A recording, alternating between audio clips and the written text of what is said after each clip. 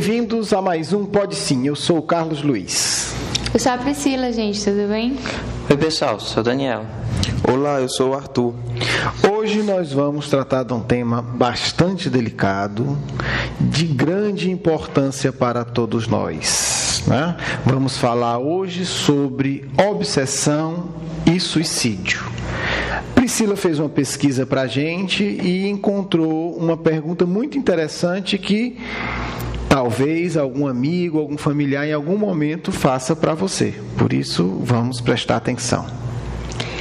Gente, foi uma pergunta feita no Yahoo, que é assim: Espíritas, sinto que tem espíritos ruins me incutindo ideias de suicídio. O que faço? Eu sempre pensei em suicídio, mas minha intuição está me dizendo que são espíritos que querem me ver morrer. Na minha intuição vejo 4 caras, tipo sombras pretas, e ficam dizendo pra mim: se mata, você é mal amada, pra que continuar vivendo? E eles ficam me jogando ideias ruins para eu brigar com o meu noivo, para eu agir de tal forma, e depois que eu faço aquilo, as pessoas ficam se afastando de mim. Eles querem me derrotar. O que eu faço? A questão é a seguinte: se um amigo, uma amiga fizesse esta pergunta para você, o que é que você responderia? O que é que você responderia, Priscila? Bem, eu diria para ela, em primeiro lugar, saber que não passa, o sofrimento não passa porque a pessoa suicidou. Ela vai na intenção de acabar tudo, dormir para sempre, e no final das contas piora, 10 mil vezes. Eu não sei a ideia ao certo, mas ela vai continuar consciente das dores e das angústias que ela tinha na vida e piorar a situação, né? Então eu falaria para ela ter calma, para orar, né? Procurar ajuda em algum centro para que tanto seja ajudada ela como os espíritos que se acompanham com ela, porque eles também precisam de ajuda. Aí uma outra pergunta: pode o espírito obsessor chegar a levar a pessoa a cometer suicídio? É possível isso? Quer dizer, primeiro vamos explicar o que é que a gente está chamando de espírito obsessor, né? Que ela está colocando ali. São espíritos atrasados que querem, de uma maneira ou de outra, nos induzir a um caminho infeliz, um caminho do mal. Alguns até dizendo que aquele caminho é de felicidade, mas sabe que a gente quer nos induzir ao sofrimento. Então isso é o que a gente chama no geral de espírito obsessor. Então um espírito desse atrasado, que quer o mal de uma pessoa, ele pode chegar a levá-la ao suicídio? O que é que você acha, Daniel? Eu acho que isso é mais comum do que a gente imagina. Porque se a gente levar em consideração a pergunta de Kardec, que ele fala se os espíritos influenciam nossos pensamentos, a resposta é mais do que imaginais. Imagine num caso desse, se eles sabem o sofrimento que a pessoa vai enfrentar. Primeiro tem a ilusão, a pessoa pensa que vai deixar de existir, parar de sofrer, né? Parar de sofrer, porque ela vai deixar de existir, então ela vai parar de sofrer. Então eles alimentam inclusive essa ilusão, eles gostam dessa ilusão da pessoa e ainda alimenta esse tipo de pensamento, como foi colocado aí: se mata, você é mal amada, brigar com o noivo. Talvez isso ela ficasse um rompimento com o noivo, ela ficasse mais frágil ao ato. E possivelmente, né, quer dizer, o noivo, possivelmente, pelo que ela nos conta, a gente não sabe quem é, mas, né, possivelmente o noivo seja o ponto de equilíbrio dela, porque normalmente, né, os obsessores, eles tentam tirar da pessoa, né, aquela base, né, aquele ponto de equilíbrio. Para ficar mais frágil. Para ficar mais frágil. Mais fácil de ser controlada. E é interessante que esses espíritos dizem para ela: ninguém lhe ama. Quer dizer, não é isso? Quer dizer, você é mal amada. Você é mal amada. Quer dizer, então, possivelmente eles estão dizendo coisas que doem naquela pessoa. Então são espíritos muitas vezes inteligentes, né, que vão usar a indução que aquela pessoa é mais fácil de cair. Eles estudam seus pontos fracos, fazem uma pesquisa, um relatório sobre você. E eles mexem com a vida de uma forma tão geral que vai tocando em pontos relacionados ao relacionamento com companheiros, relacionados ao relacionamento com as amizades, com a família, que de certa forma são as pessoas que a gente vai atrás de um amparo e de um apoio. E eles induzem você a crer que nada mais existe para você ter uma base na vida, e a pessoa passa a ter um desgosto de viver porque ela não encontra mais sentido em nenhuma relação. É como se eles quisessem tirar o que dá alegria, alegria para viver, né? Que a gente até diz, isso é que me dá alegria de viver. A alegria e as possíveis oportunidades que ela possa ter de procurar um amparo. Um momento de desespero, Ter alguém para ligar, para ir atrás. Isso. Querem fazer a pessoa ficar extremamente sozinha, não é isso? Isso. Que interessante. Porque isola, né? Isola todas as oportunidades de você procurar uma outra alternativa que não seja aquela. Por isso que fica firme, eu acredito que fica firme a vontade de cometer um suicídio. E aí vai induzindo a pessoa cada vez mais. Olha que interessante. Eu vou ler um caso aqui rápido, para que a gente veja que Kardec já estudava isso. Quer dizer, um caso parecido com o dela, né? Kardec analisa vários casos de suicídio no livro Céu e Inferno, e é um estudo bem prático. Kardec relata de forma bem curta a vida do indivíduo, e depois, né, com a orientação de São Luís, São Luís é o guia espiritual, né, dos trabalhos mediúnicos, né, da Sociedade Parisiense de Estudos Espíritas. Então, com a orientação de São Luís, Kardec evoca esse espírito para entender a realidade do suicida. E aí, nesse ponto, o Espiritismo vai ter uma informação muito mais precisa. As religiões, de uma maneira geral, até pelas limitações que elas têm, por abandonarem a mediunidade, elas ficaram na teoria sobre o suicídio. Todo mundo sabe intuitivamente que o suicídio é algo terrível, mas fica a discussão, né? Os materialistas dizem que você se acaba, e os religiosos no geral, talvez com a boa intenção até, né, mas que nesse caso não ajuda em nada, de evitar o suicídio, dizem que o suicida vai direto para o inferno e fica lá para sempre. Quer dizer, Kardec estuda a opinião dos materialistas, estuda a opinião dos religiosos, mas aí que entra a ciência espírita. Kardec diz, tudo bem, existem essas opiniões, por que não investigar? Vamos indagar aos próprios indivíduos que cometeram suicídio a situação deles. Esse é o ponto. E aí a gente vai ter informação mais objetiva e mais direta. A gente supera a polêmica da opinião e entra na esfera da investigação.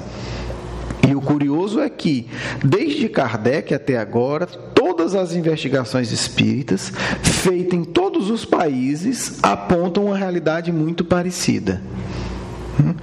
Que é, comumente, o suicídio está vinculado a um processo obsessivo, e o sofrimento muito duro dos suicidas, mas também a plena possibilidade de recuperação dos erros. Quer dizer, não há um inferno eterno. Quer dizer, é muito sofrimento, sim, mas o indivíduo se recupera, né? Tem todo um processo que a gente vai falar no outro momento da recuperação do suicida no plano espiritual e a recuperação através das encarnações.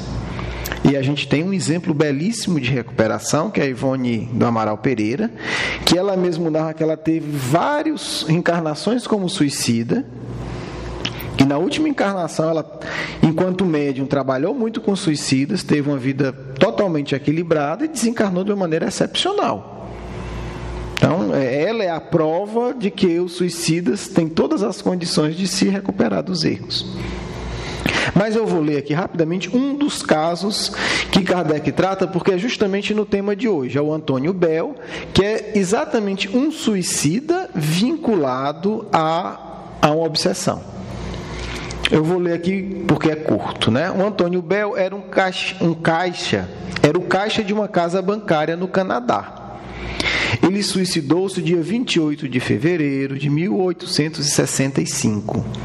Um dos nossos correspondentes, de Kardec, médico e farmacêutico, que vivia na mesma cidade, nos enviou as seguintes informações dele.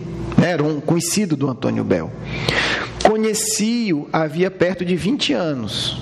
Era um homem tranquilo e chefe de numerosa família.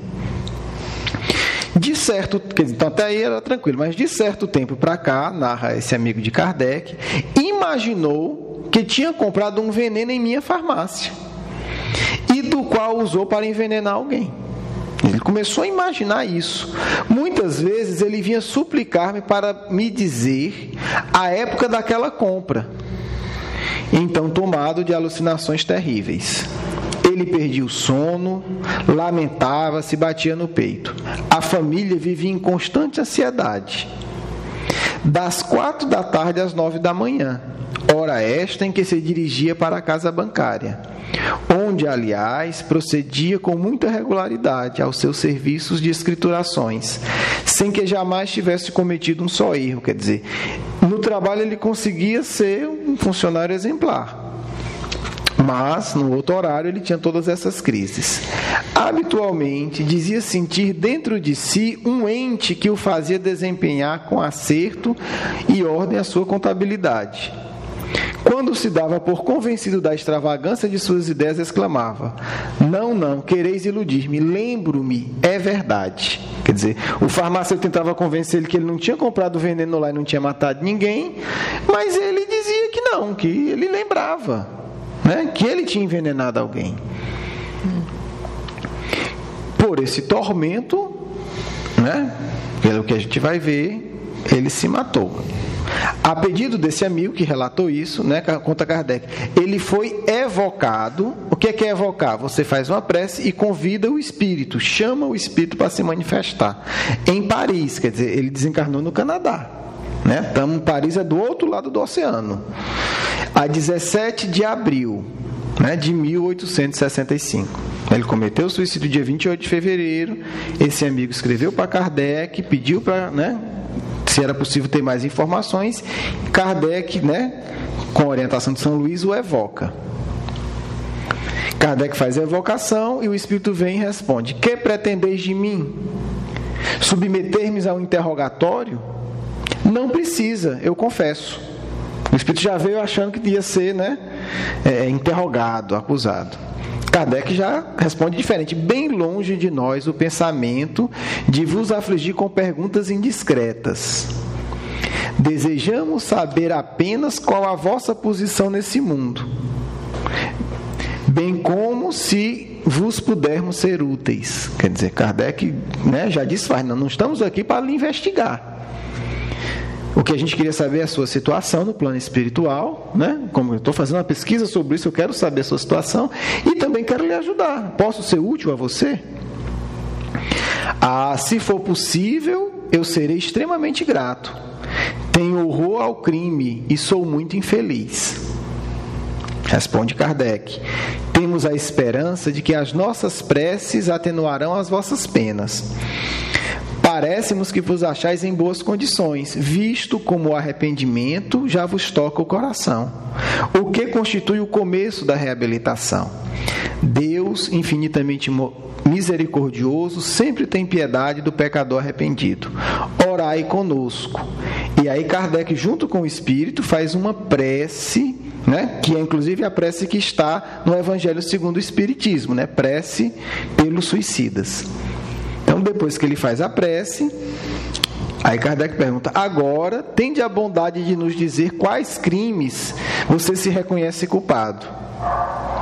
Se você fizer essa confissão com humildade, isso já vai lhe ajudar mais. Quer dizer, olha também o entrelaçamento entre socorro espiritual e pesquisa. Kardec acolhe o espírito, ora por ele, o espírito melhora e ele pergunta: agora, fale, que também vai lhe ajudar. Deixai primeiro que vos agradeça por essa esperança que fizeste raiar em meu coração. Já há bastante tempo que vivia numa cidade banhada pelo Mediterrâneo. Amava então uma bela moça que me correspondia. Está falando da encarnação anterior do Canadá. Mas pelo fato de eu ser pobre, fui repelido pela família. A minha eleita participou-me, avisou que casaria com o filho de um negociante, um rico negociante. Louco de dor, resolvi acabar com a vida, mas não sem deixar de assassinar o detestado rival. Quer dizer, o cara não tem nada a ver com a história. Sobrou para ele, saciando o meu desejo de vingança. Não queria usar meios violentos, horrorizava-me fazer um crime, porém o meu ciúme venceu. Na véspera do casamento, morria o meu rival envenenado. Foi o meio que me pareceu mais fácil. Eis como se explicam as reminiscências do passado. Sim, eu já reencarnei, e é preciso que reencarne ainda. Ah, meu Deus, tende piedade das minhas lágrimas e da minha fraqueza. Olha que história interessante, Quer dizer, aquela lembrança que ele tinha enquanto um canadense era de uma encarnação passada, de um crime que ele tinha. E ele confundia as coisas. A lembrança que ele tinha matado alguém. Envenenado alguém. De fato, ele matou numa encarnação anterior. Kardec vai responder o quê diante dessa confissão? Deploramos essa infelicidade que retardou o vosso progresso e sinceramente vos lamentamos. Dado, porém, que vos arrependeis, Deus há de se compadecer de vós.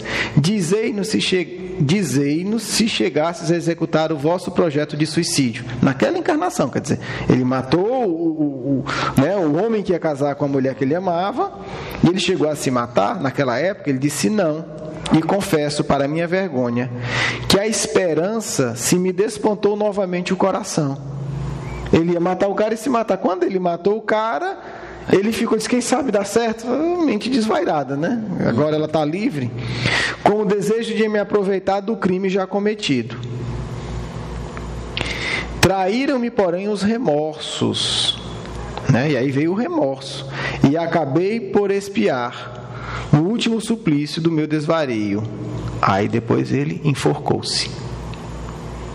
Então ele suicidou. Suicidou, mas não foi como no plano. O plano dele era matar o rival e se matar. Aí ele matou o rival. Quando ele matou o que ele chamava de rival, porque não era, a mulher ia casar, tinha decidido, seja pela família ou não, a mulher decidiu casar com outro.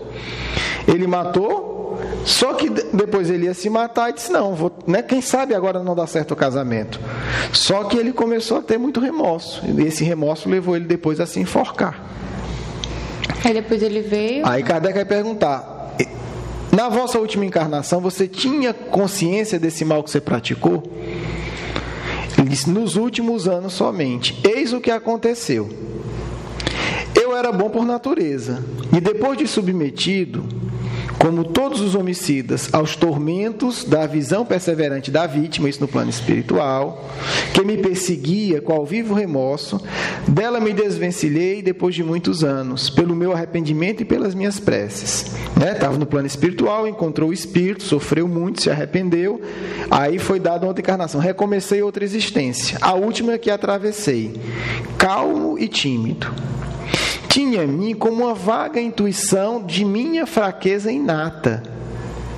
Quer dizer, a pessoa que tem tendência para o suicídio, ela acaba tendo essa intuição. Bem como da culpa anterior, cuja lembrança em estado latente conservava. Era uma coisa distante. Mas, aí vamos entrar na parte da obsessão. Um espírito obsessor e vingativo, que não era outro senão o pai da minha vítima, o pai do rapaz que ele matou, que ele envenenou. Naquela encarnação. Na encarnação, passada, por causa da paixão dele, facilmente se apoderou de mim e fez reviver no meu coração, como num espelho, as lembranças do passado. Quer dizer, ele tinha aquela lembrança oculta, a aproximação do obsessor, acusando ele ali do lado, ele não era espírito e não conhecia nada de espiritismo. Mas acusando ele do lado, fez voltar essas lembranças. Simultaneamente influenciado por ele e por meu guia que me protegia, por Por isso que no trabalho ele ainda conseguia manter a ordem, né? Era a proteção espiritual, porque sabia que se ele perdesse o trabalho, era mais fácil ele se perturbar. Por isso que o amigo diz, no trabalho ele conseguia fazer tudo em ordem. Então, simultaneamente influenciado por ele, pelo espírito vingador e pelo meu guia que me protegia, eu era o envenenador e ao mesmo tempo o pai de família, angariando pelo trabalho o sustento dos filhos. Daí essa dubiedade de postura, um trabalhador organizado correto e o envenenador com alucinações. Uma das características da obsessão, né? Exatamente. Essa oscilação de personalidade. Exatamente. É uma característica dos médios descuidados também, quer dizer, uma inconstância muito grande. Porque ele capta uma influência, ele vai, capta outra, vai. Quer dizer, ele não consegue se manter... Uma marionete, né? Uma marionete, exatamente. Só que um tentando induzir para o bem e o outro puxando para o mal. Fascinado por esse demônio obsessor, deixei-me arrastar pelo suicídio. Quer dizer, um suicídio por obsessão. Sou muito culpado realmente, porém menos do que se deliberasse por mim mesmo. Quer dizer, é um atenuante, né? Quem comete o suicídio por obsessão sofre muito, sofre um tanto menos. Os suicidas de minha categoria, incapazes por sua fraqueza de resistir aos obsessores, são menos culpados e menos punidos do que aqueles que abandonam a vida por efeito exclusivo da vontade. Quer dizer, nem todo suicídio tem obsessão, embora seja o mais comum. Orai comigo para que o espírito que tão fatalmente me obsidiou renuncie à sua vingança. Quer dizer, o espírito ainda está perseguindo ele do lado de lá. E orai por mim para que eu adquira energia, a força necessária para não ceder à prova do suicídio voluntário, prova a que serei submetido, dizem-me, na próxima encarnação. Quer dizer, ele deu outra vida, a próxima já ia ser... Ele vai reencarnar com essa tendência até superar.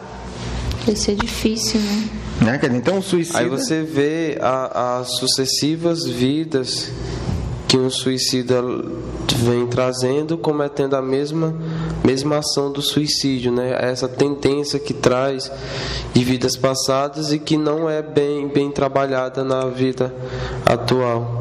Exatamente. E você vai acumulando trajetórias suicidas por algo que não está sendo... não está resolvido, né? Se não está resolvido, você vai ter que resolver numa outra vida. Não adianta fugir que...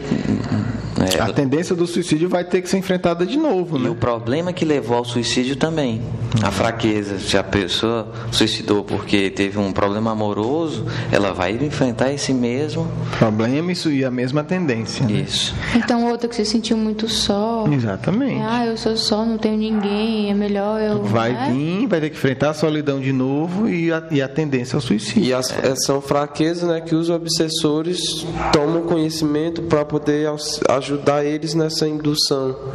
Sim. Que é o que chamam de o agravante. A mesma prova vai ser enfrentada na próxima com o agravante da tendência ao suicídio. Aí, olha só essa pergunta, eu não vou ler todas, mas um espírito obsessor pode realmente levar o obsidiado ao suicídio? Porque olhe a dimensão de pesquisa de Kardec. Kardec conversou com o espírito suicida. Então, de uma maneira ou de outra, ele está relativamente confuso e não sabe de tudo. Ele sabe da dor dele, mas ele não tem capacidade de teorizar. Então, ele escuta o espírito, depois ele vai conversar com o espírito evoluído. No caso, era o guia do médium que recebeu esse mesmo espírito. Quer dizer, o espírito se comunica, conversa com Kardec, depois se afasta, e aí Kardec agora vai conversar com o guia espiritual do médium. E aí pergunta, isso realmente pode acontecer? O médium que está incorporado. O médium que estava incorporado com o suicida. Obviamente, numa mediúnica pode ser o mesmo médium ou outro, mas é mostrar que Kardec investiga, né? Mas depois ele confirma com os espíritos evoluídos. Esse hábito de conversar com os espíritos evoluídos para tirar as dúvidas. Exatamente. É super importante isso. Porque o suicida está confuso. Ele pode ser que ele dê uma opinião dele que não corresponde à verdade. Isso aí reporta o caso da escala espírita, né? Exatamente. Inclusive a gente já fez um programa sobre isso. Exatamente. Aí Kardec, obedecendo a escala espírita, dizer, tudo bem, a visão desse espírito aqui é importante o depoimento dele, mas esse espírito que está mais para a base da escala espírita não tem a visão de quem está no mais alto da escala espírita. O que é que o espírito guia do médium responde? certamente, quer dizer, o obsessor pode levar ao suicídio, certamente, pois a obsessão é por si mesmo uma das provas da vida. Mas isso não quer dizer isenção de culpa. O homem dispõe sempre do livre-arbítrio e, consequentemente, está em si ceder ou resistir às sugestões que o submetem. Quer dizer, então, voltando já para a resposta que a gente daria para essa pessoa que perguntou, quer dizer, sim, é possível, é uma das provas que ela tem que enfrentar. Mas ela possui livre-arbítrio, ela não tem que seguir esses conselhos. E aí ele continua: é assim que, sucumbindo, o faz com o consentimento da própria vontade. Relativamente ao mais, o espírito tem razão, dizendo que a ação incitada por outro é menos culposa e irrepreensível do que quando voluntariamente cometido. Quer dizer, tem uma atenuante. Contudo, nem por isso se inocenta da culpa, visto como, afastando-se do caminho reto, mostra que o bem ainda não estava vinculado ao seu coração. E nem diminui a dor que a pessoa vai sentir, o remorso, o arrependimento. Isso, e nem vai minimizar o sofrimento de todos os envolvidos, Mas além dela não seguir isso, ela também pode fazer com outras coisas, como o evangelho no lar, Exatamente. Eu começaria por aí. Eu acho que se a pessoa chega, exatamente por aí, se ela chega contando uma história dessa, a primeira coisa é: você tem orado de fato? Primeira pergunta a se fazer, Você está se cuidando espiritualmente? Então, eu oro, mas ora de verdade. E o que é que eu chamo de orar de verdade? Você se concentra, você coloca o seu sentimento na prece. E ainda tem mais tanto a prova que ela provavelmente não está fazendo ela diz que tinha já tem pensado em suicídio. Pois é, então possivelmente ela já pode até ter trazido, como o nosso amigo aqui, alguma tendência, que não é falha de ninguém, mas tem que encarar. Eu sempre pensei em suicídio no começo, então deve ser uma coisa já há muito tempo já essa ideia. Pode ser um caso parecido, já cometeu e vem agora para não cometer. Então, acho que o primeiro é oração, quer dizer, e aí serve para todos nós, quer dizer, a oração sincera antes de dormir e ao acordar é ato básico de equilíbrio espiritual. Se a pessoa está desse jeito, primeira questão é a oração. Ela tem lido o evangelho pelo menos uma vez por dia? E aí, mais uma vez, lê de verdade. Não é eu li como quem bate o cartão de ponto, não. Na horinha certa, Não, e lê com atenção. Essa mensagem, o que é que ela tem a ver com a minha vida? Que orientação o evangelho vai me dar para o meu dia de hoje? Que reflexo? Porque o pessoal, quando a gente fala ler, acha que é ler e fechar o livro. Não, é ler, nem que seja um trechinho, mas refletir sobre ele. O que é que essa mensagem tem a ver comigo? Porque os amigos espirituais, eles falam através quando você está lendo o evangelho, porque você abre de forma aleatória, então eles, de certa forma, ajudam para que você abra exatamente na página que eles querem, que vai ser bom para você ler aquilo, Exatamente. Então, a primeira questão que eu colocaria é essa. Você está se cuidando, está fazendo o mínimo do mínimo, Eu acho que o ponto inicial é esse. É a oração. Falaria do culto do Evangelho no lar. A gente depois vai ter um programa só sobre o culto do Evangelho no lar, que é uma oração semanal que se faz em casa. É o mínimo do mínimo. Aí você tem que ver os detalhes. Ir no centro espírita ajuda, se ela pode ir, se ela tem acesso, Receber energias através do passe, levar água para fluidificar. Quer dizer, pedir socorro, porque se uma pessoa dessa chegar a gente, o que é que a gente pode fazer? Como Kardec, se a gente tem um grupo mediúnico, evoca esses espíritos, chama, conversa, pergunta por que eles estão fazendo aquilo, e busca convencê-los a se afastarem dela. Então, ao mesmo tempo, você pode e deve orientar a pessoa e também um diálogo mais direto para orientar esses espíritos. E aí os dois ganham. Os espíritos são ajudados, e ela também é ajudada. Então, é lidar como Kardec lida com a realidade espiritual. Tem um problema, vamos buscar resolver. E nesse caso também tem que lembrar que ela A mediunidade, porque ela disse que viu sombras e escuta. Pois é, aí tem outra dimensão de se cuidar, né? Então ela é médium. Ela tem a mediunidade. Tem a mediunidade, então tem que se cuidar. Quer dizer, a gente está falando o começo da história e o mínimo do mínimo, né? Orar. Pode ser um ponto positivo porque ela já está de frente a frente com... Ela já percebe, o então, obsessor, exatamente. né? Tipo assim, eu tô sendo obsediada, mas eu tô vendo o meu obsessor. Exatamente, porque o bom da mediunidade é isso, né? Torna objetivo o problema. Porque tem gente que vai ao suicídio, os obsessores estão lá, mas não sabem nem que é suicídio, acha que está doida. Ah, eu estou ouvindo umas vozes, não sei o que é isso. O fato delas terem uma noção de que são espíritos, que ela consegue inclusive ver, ajuda a lidar com o problema. Tem gente que nem vozes escuta, só são pensamentos. E acha até que é dele mesmo. Que é do seu mesmo, apesar de ser bem diferente do que você normalmente pensa. Mas você acha que é só seu, você nunca viu. Como o Antônio Bel aqui, né? Quer dizer, ele, em nenhum momento ele se deu conta que era, né? Que era influência espiritual. Né? Se ele tivesse buscado um socorro espiritual, a história dele, porque é importante dizer, todos nós, possivelmente, ou grande maioria, podemos ter cometido suicídio no passado. Então a gente não pode condenar ninguém. É uma fraqueza que nós podemos carregar. Agora, é importante a gente entender que ninguém reencarna para cometer suicídio. Ninguém tem essa programação de não que existe. ele vai reencarnar e vai cometer suicídio. Não existe. A gente pode ter a programação de quando eu chegar em determinada idade eu vou enfrentar essa tentação. Mas a gente vem para superar. Então, a oração, a compreensão da vida espiritual, saber buscar socorro é fundamental. E saber se socorrer. Orar, né? Ver esse pensamento, ora. Está vendo essas sombras? Faz uma prece pelas sombras. Né? Chama o seu guia espiritual, chama o seu anjo da guarda para socorrer você e aqueles espíritos. Todos saem ganhando. Se o Antônio Bel tivesse tido essa prática, o guia espiritual dele que estava ali fazendo o máximo poderia ter feito muito mais. Porque quando a gente pede, eles podem ajudar muito mais de coração. A lei de Deus permite. Na hora que a gente pede, a lei de Deus amplia e as nossas energias, pela própria prece, amplia a ação dos nossos guias espirituais ao nosso redor, porque a gente gera uma energia onde eles podem atuar de uma maneira mais direta. Quer dizer, se ele tivesse todo dia tirado 5 minutos para orar por ele e pelos espíritos sofridos, por esse espírito, possivelmente não teria cometido suicídio.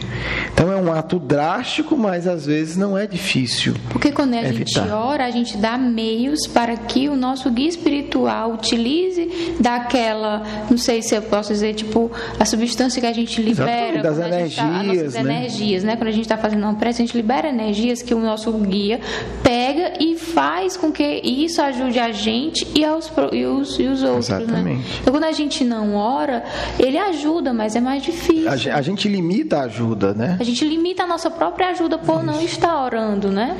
E o outro lado, que eu acho que é importante que Kardec coloca, é que o suicida continua vivo e continua precisando de ajuda. Então, assim, quando a gente tem alguém da família, algum parente que cometeu suicídio, vamos orar por aquela pessoa. Né? Ela continua com a mesma dignidade de filha de Deus. O que ela vai precisar é da nossa oração amorosa. Então, ao invés da gente lembrar dela ou com vergonha, ou com sentimento de condenação, ou não querer pensar no assunto, vamos ajudá-la. Né? Como é que ajuda um parente, um amigo, um conhecido que cometeu suicídio? Vamos orar. Esses espíritos, eles precisam muito da nossa oração. Então, vamos pensar nessa pessoa projetando luz, pedindo a Deus amparo para ela, mas é oração sincera, porque ela vai sentir o nosso sentimento bom. Seja onde ela estiver, numa enfermaria espiritual, num local de socorro, a gente no outro programa vai falar com detalhe disso, mas o que a gente pode já adiantar é que a nossa oração vai fazer muita diferença para essa pessoa. A gente lê uma notícia no jornal da internet, tira 30 segundos, faz uma prece por aquele espírito. Ele continua existindo, ele precisa de energia, ele está no momento de necessidade. Então, não custa nada, é uma ajuda imensa. E quando é alguém vinculado a gente, é uma ajuda maior ainda, porque a pessoa vai saber que não está abandonada, né? É aquela coisa, poxa, eu fiz uma besteira tão grande, mas o meu filho, a minha mãe, a minha irmã continuam me amando. Eles lembram de mim com carinho, né? Eles me perdoaram pelo ato, pela dor que eu causei a eles. Então isso também é importante, porque aquela pessoa vai continuar existindo, nós vamos encontrá-la no plano espiritual e possivelmente vamos conviver com ela em encarnações futuras. Então é um momento difícil? É muito sofrimento? Mas passa. E se a gente orar com disposição e coragem, passa mais rápido, a gente consegue superar isso de uma maneira mais rápida. Então, gente, a gente sabe que é um tema delicadíssimo, esperamos ter dado um pouco de contribuição. A gente tentou explorar hoje mais essa relação da obsessão com o suicídio. A gente vai poder abordar esse tema em outros aspectos, né? Que a gente vai ter programas específicos sobre a situação dos nossos irmãos suicidas no mundo espiritual, como eles são socorridos com carinho, mas é importante vocês saberem que o espírito ligado ao socorro de todos os suicidas do planeta é um espírito sublime, né? Todos conhecem, Maria de Nazaré, que foi a mãe do próprio Cristo. É ela que coordena todos esses trabalhos de socorro a todos os suicidas. Então, quando a gente quiser dar esse suporte nosso de coração, vamos orar por ela, vamos pensar na pessoa envolvida, né? Recebendo as nossas energias, porque com certeza, se é um erro grave, maior ainda é o amor de Deus. Então passa, tudo passa, né? A gente já cometeu erros muito piores do que o suicida. Eu, pelo menos que lembro de algumas encarnações, sei que cometi erros muito piores. Outros aqui, enfim, cada um que fala das suas. Mas passa, depois a gente vai estar, né? A pessoa próxima, amada, que cometeu suicídio, depois vai estar rindo com a gente de novo. E pode, inclusive, lidar bem melhor do que com a gente, assim, evoluir até mais rápido do que a gente. Né? Então, às vezes a gente se sente superior a elas, porque eu nunca fiz, eu não faria isso. Então, tipo assim, a gente se acha melhor. E não, nós somos todos irmãos, não é isso? Assim, nós podemos errar, né? Então, e cair nas tentações. Mas o que importa é a gente saber lidar com as nossas dificuldades, evoluindo, crescendo, querendo se melhorar. Então, assim, você pode muito bem ver uma pessoa que se suicidou e achar que ela mais rápido que você, assim, né? E, aliás, tem um exemplo que é o mais radical que eu conheço da história do cristianismo disso, né? De Judas, né? Judas Iscariotes, ele trai o Cristo, quer dizer, já é um erro bem pesado, um erro pesadíssimo. Depois ele se suicida, fruto de uma obsessão. Olha que outro caso também interessante. Por quê? Porque os espíritos das trevas conseguiram iludir ele. Ele achava que ele ia entregar Jesus, e ele sabia que Jesus tinha muito poder, que Jesus ia se revoltar, e ele já tinha preparado toda uma revolução. Ele queria que Jesus fosse o chefe do povo. De uma forma autoritária, né? Então, eu sei que ele tem poder, quando for prender ele se rebela e a gente consegue fazer aqui uma série de ilusões materiais. E é o que acontece, ele entrega o Cristo e vê que não acontece nada disso. Os espíritos que estavam obsidiando ele se afastam para que ele volte à lucidez. Depois que o Cristo já está preso. Tanto é que ele vai devolver as moedas que dão para ele, né, e joga lá no chão, nos pés dos sacerdotes, né, os que arquitetaram verdadeiramente a morte do Cristo, e ele fica com tanta consciência de remorso que ele comete suicídio. Quer dizer, olha que erro grave. Jesus envia Maria de Nazaré para socorrê-lo, ele é resgatado no plano espiritual, tem várias encarnações difíceis, obviamente, e reencarna como a belíssima, né, de moralmente, Joana d'Arc. É um espírito de uma elevação e de uma coragem de poucos na história.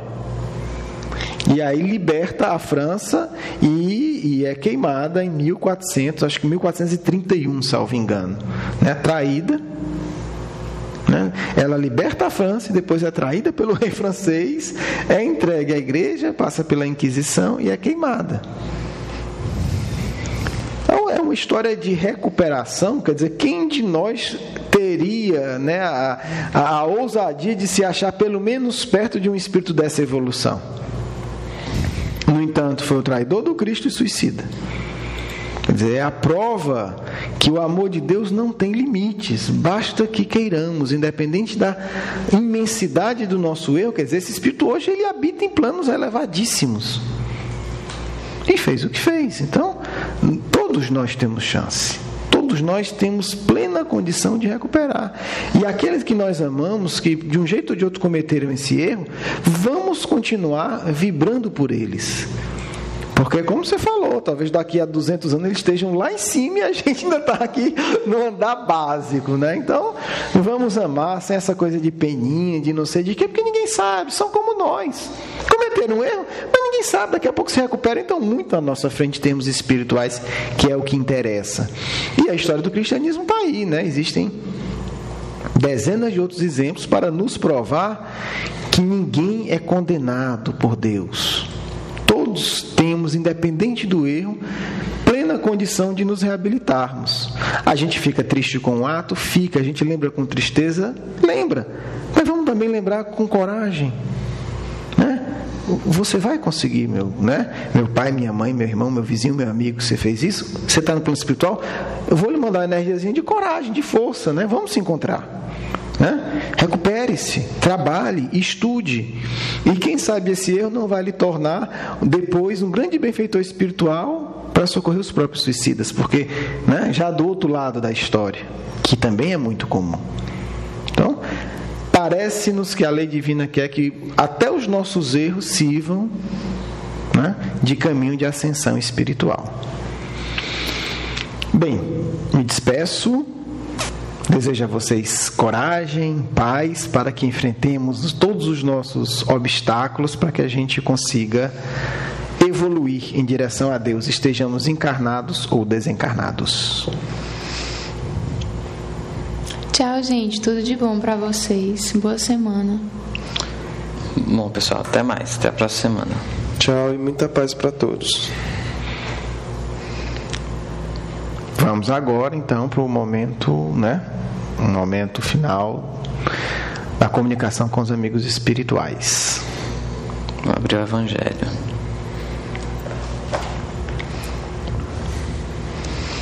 Argueiro e a trave no olho.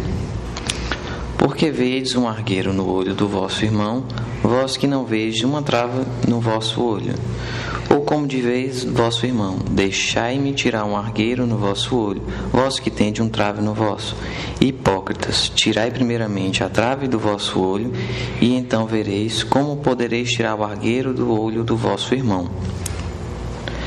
Um dos defeitos da humanidade é ver o mal de outrem antes de ver o que está em nós. Para se julgar a si mesmo, seria preciso poder se olhar no espelho, transportar-se de alguma sorte para fora de si e se considerar como uma outra pessoa, em se perguntando: que pensaria eu se visse alguém fazendo o que faço?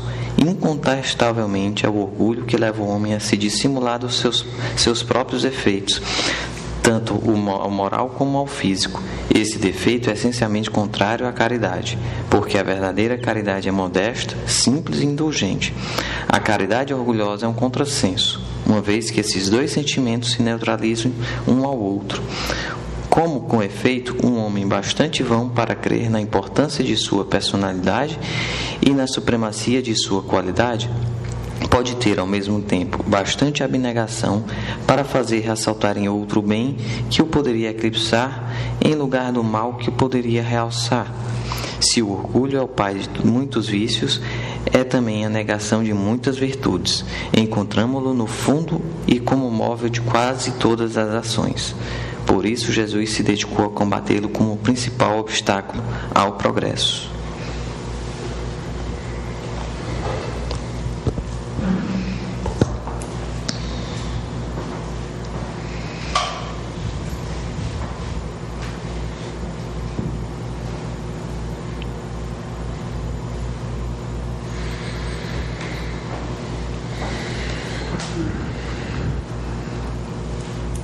Mestre Jesus, que Tu possa nos amparar, nos dar auxílio e que os bons espíritos nos ajudem a entender e a compreender a mensagem que nos será transmitida. Que assim seja.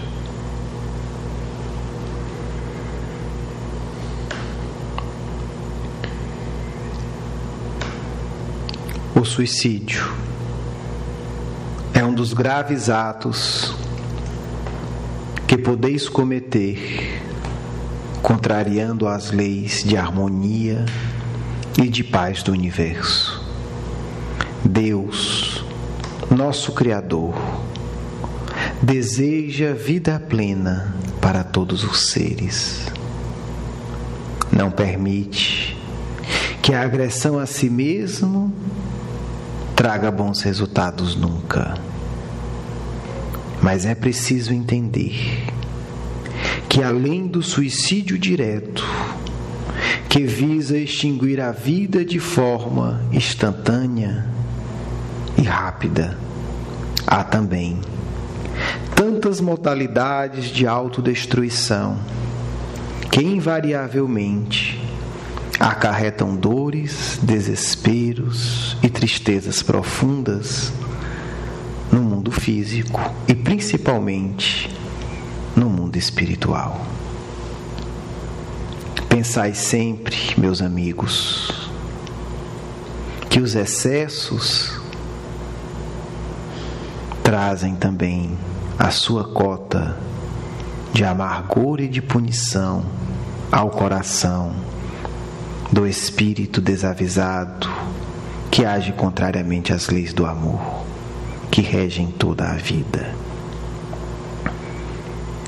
Que também é considerado suicida em nosso plano aqueles que fogem pelo uso abusivo das drogas, aqueles que pensam poder tornar o sexo o sentido das suas existências.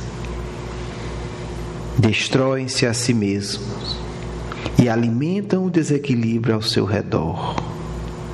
Meus amigos, séria é a situação de todos aqueles que, abusando dos recursos da vida, pensam conquistar alegria.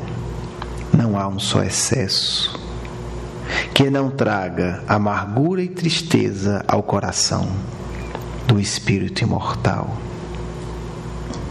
Referindo-me agora àqueles que no ato tresloucado e infeliz resolveram extinguir a vida física, posso afirmar: tornam-se párias em nosso mundo, espíritos a nos exigirem amparo e ajuda constante.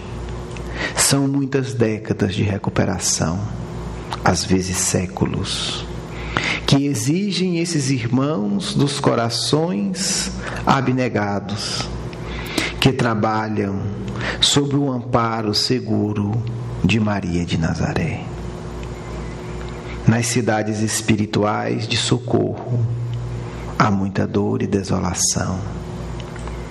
Por isso, queremos contar convosco como atores ativos e otimistas na prevenção do suicídio direto.